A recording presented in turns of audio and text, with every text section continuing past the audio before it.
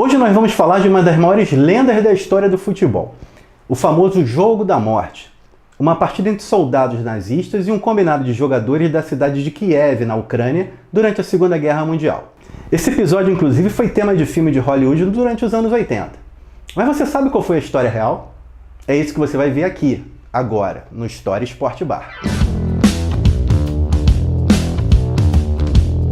Salve, salve pessoal, eu sou Raul Melo, historiador apaixonado por esporte. Antes de começar, eu queria te pedir para você se inscrever aqui no nosso canal e no final do vídeo dar aquele like. Em 1981, o famoso diretor de cinema americano John Huston dirigiu o filme Victory, que em português se chama Fuga para a Vitória. O filme até que é bem legal, só que não é 100% fiel aos fatos. Tem ótimos atores como Michael Caine e Sylvester Stallone e a participação de diversos ex-jogadores, como Bob Moore, Osvaldo Ardiles e o Rei Pelé.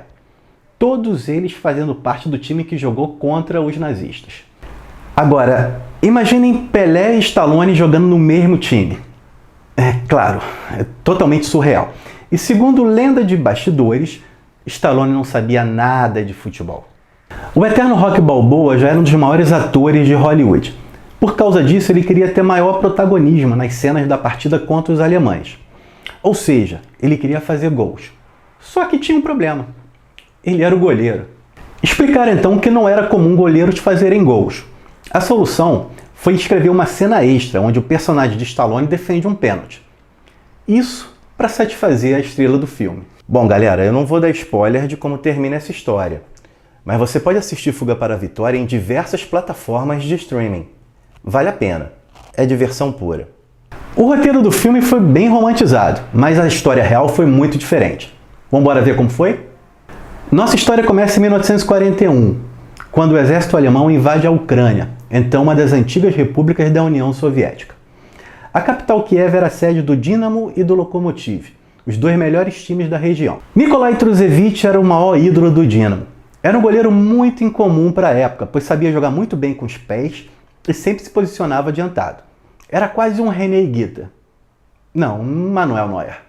Com a invasão nazista, a maioria dos jogadores de Kiev se alistou no exército para defender a cidade. Só que não adiantou nada, Kiev caiu. Os que sobreviveram à batalha foram enviados para campos de concentração nos arredores da capital. Esse campo de concentração não era um campo de extermínio como Auschwitz, por exemplo. Era um local onde os presos aguardavam para serem classificados de acordo com o grau de periculosidade de cada um. Mesmo assim, 1 entre 3 prisioneiros morriam de doenças ou de fuzilamentos aleatórios. Ou seja, o local era um inferno mesmo. Enquanto os prisioneiros tentavam sobreviver, a comunidade judaica da Ucrânia era exterminada. O governo invasor passava a ter controle total da população civil e do país. E mesmo com milhares de mortes nas ruas, pessoas morrendo de fome, foi determinado que a cidade de Kiev tinha que voltar ativa, voltar à rotina. Foi publicada então uma norma, onde qualquer cidadão ucraniano que assinasse uma declaração de lealdade à Alemanha seria libertado se estivesse preso e poderia buscar trabalho nas empresas e indústrias da região. Aqueles milhares de ucranianos que estavam presos no campo de concentração assinaram o documento e foram liberados, entre eles os jogadores do Dinamo e do Lokomotiv. Mas mesmo assim a grande maioria não conseguiu emprego e muita gente passou a viver como mendigo nas ruas. Viver nas ruas era extremamente perigoso.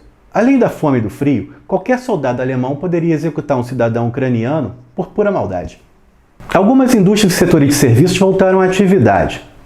Isso era extremamente estratégico, principalmente quando o exército alemão passou a ter problemas no interior da União Soviética. Um dos primeiros setores a voltar foi a produção de pães. Várias padarias surgiram para produzirem alimentos que seriam enviados para os soldados na linha de frente de batalha. Um cara chamado Joseph Kordy era gerente de uma dessas padarias e entrou para a história com uma ideia genial. Kordy era torcedor fanático do Dinamo e contratou os jogadores sobreviventes, muitos deles que andavam perambulando nas ruas para trabalharem com ele na padaria. Vocês lembram do Trusevich, do goleiro? Então, ele foi um dos sobreviventes que foram contratados. Além de jogadores de futebol, atletas de outros esportes, como boxe e ginástica, passaram a trabalhar no local também. Era quase uma lista de Schindler esportiva. A essa altura já era inverno de 1942. Os alemães já estavam com todo o controle de Kiev e decidem que a população pode ter acesso a algumas atividades, alguns passatempos esportivos. E nada melhor do que o futebol, para dar a impressão de que estava tudo normal, de que está tudo bem. Foi iniciada então uma reforma no antigo estádio chamado Zenit, um pequeno estádio que ficava no centro da cidade. Também criaram um time de jogadores ucranianos chamado Ruk, composto de jogadores que eram simpatizantes ao nazismo. Claro que esse time não representava a população. Os grandes ídolos do país eram aqueles jogadores que estavam trabalhando na padaria, os jogadores do Dinamo e do Lokomotiv. Joseph Kordik, aquele gerente da padaria que contratou vários atletas, conseguiu então uma permissão para que os jogadores de futebol pudessem treinar nas poucas horas de folga que eles tinham. Liderados pelo goleiro e ídolo da cidade Nikolai Trusevich, o novo time foi rebatizado de FC Start, que assim como no inglês, quer dizer começo. Foi então também anunciado um torneio com 5 equipes, algumas delas compostas de guarnições militares alemãs e de países invadidos. E o primeiro jogo seria exatamente entre os ucranianos do Ruk e do Start, os simpatizantes dos nazistas contra os antigos prisioneiros. E finalmente, em 7 de junho de 1942, o futebol voltava a Kiev. Só que os dois times estavam em situações bem diferentes. O Ruk com jogadores descansados e bem alimentados, e uniforme completo. Já os do Start, mal alimentados, maltrapilhos, nem chuteiras tinham, jogavam de botas. Mas eram muito mais técnicos. E talvez numa provocação as camisas eram vermelhas, exatamente com a bandeira da União Soviética. E quando a bola rolou, a torcida ucraniana foi ao delírio. Definitivamente foi um passeio do Start que ganhou por 7-2. O adversário foi humilhado. E os simpatizantes dos nazistas fizeram lobby para que os vitoriosos padeiros não pudessem mais treinar. Só que eles não foram atendidos. Treinando todos os dias depois de trabalharem por mais de 12 horas, o Start impôs novas goleadas, 6-2 contra a guarnição húngara e 11-0 contra a guarnição romena. Isso enfureceu os nazistas. Era necessário dar um basta, acabar com a invencibilidade do Start. Foi marcado então para 6 de agosto o último jogo e contra o adversário mais difícil. Pela primeira vez seria um time exclusivo de jogadores alemães. A equipe chamada Flakelf era composta de soldados e integrantes da Luftwaffe, a Força Aérea Alemã, e além disso estava invicta a vários jogos. Com o exército alemão passando por problemas durante a invasão da União Soviética, o que eles menos precisavam era que surgissem exemplos de resistência e orgulho nacional em Kiev. Por isso o Start precisava perder dentro de campo, sendo humilhado, e de preferência que mostrassem a todos a superioridade da raça ariana. O cenário estava perfeito para uma festa nazista.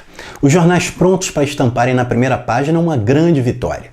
A maioria do público presente era alemão, oficiais da SS presentes, e o resultado? E o placar? 5-1 para o Start.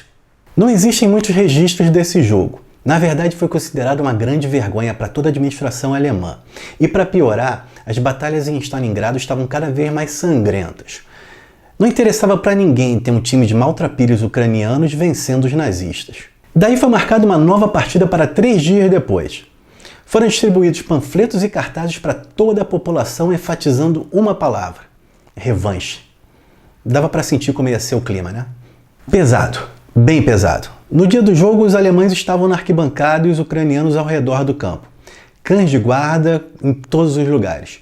Próximo da hora do jogo, mais e mais ucranianos chegaram ao estádio e passaram a ser a grande maioria. Já no vestiário, o clima era de absoluta tensão. Os jogadores sabiam que revanche significava algo bem complicado e sabiam que ganhar de novo poderia trazer muitos problemas. Para piorar, receberam a visita do juiz do jogo, que era um oficial da SS, que pediu a todos que jogassem de acordo com as regras. Em 9 de agosto de 1942, os dois times se reencontram, e dessa vez o Start com um uniforme mais apresentável. Meias e camisas vermelhas e short branco. O goleiro Trusevich, uniforme negro com listas vermelhas. O Flakelf entra em seguida, com o uniforme todo branco e faz a saudação nazista. O público fica de olho no Start para ver se eles fariam também. Mas não, eles não saudaram Hitler, para delírio da torcida ucraniana. O jogo começa, e o Flakelf desde o início baixa o sarrafo, com o juiz ignorando todas as faltas. Eles ainda conseguem um gol irregular, fazendo uma falta violenta em Trusevich. Mas logo eles tomam a virada e o primeiro tempo termina em 3-1. No intervalo, o clima no vestiário era de completa euforia. Só que a visita de um segundo oficial da SS mudaria tudo. O cara chegou educado, elogiando a todos, elogiando o time, mas foi bem claro, eles não deveriam esperar a vitória. Os jogadores então voltam a campo e não tiram o pé. Resultado final, 5-3 para o Start. Eles não entregaram o jogo. Um time de jogadores subnutridos e mal treinados tinha humilhado novamente a tal raça ariana. O Start definitivamente virava um símbolo de resistência e orgulho nacional.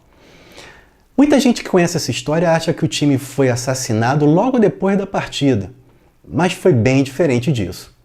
Na semana seguinte, os jogadores voltaram a trabalhar na padaria e ainda tiveram mais um jogo marcado contra o Huk, aquele time ucraniano simpatizante dos nazistas. Resultado, ganharam de 8-0.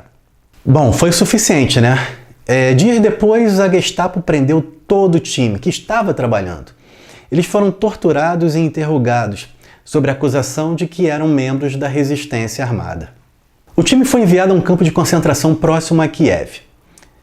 E segundo relatos, 4 jogadores foram mortos, entre eles Nikolai Trusevich. Durante o regime comunista, o jogo contra os nazistas foi tratado como uma propaganda soviética, patriótica, sem muita divulgação de detalhes. O que se imaginou sempre foi que os jogadores ganharam o jogo, foram presos e foram mortos em seguida. Era interessante para o governo criar esse mito. Apenas depois da queda da antiga União Soviética, alguns jogadores passaram a ficar mais à vontade para falar a respeito do caso. Além disso, jornalistas e historiadores passaram a ter acesso a vários documentos da época. Na verdade, não existe uma comprovação oficial de que a vitória determinou a prisão dos jogadores. O mais importante foi o que ela representou para o povo ucraniano. Em 1992, o Dinamo de Kiev inaugura um memorial na frente do antigo estádio Zenit, local da partida. O monumento homenageia todos os jogadores que foram mortos e os sobreviventes que entraram para a história, ganhando o que nós conhecemos hoje como o Jogo da Morte. Então é isso, pessoal. Se você gostou, não esquece de dar um like e se inscrever no nosso canal para poder acompanhar essa viagem pela história do esporte.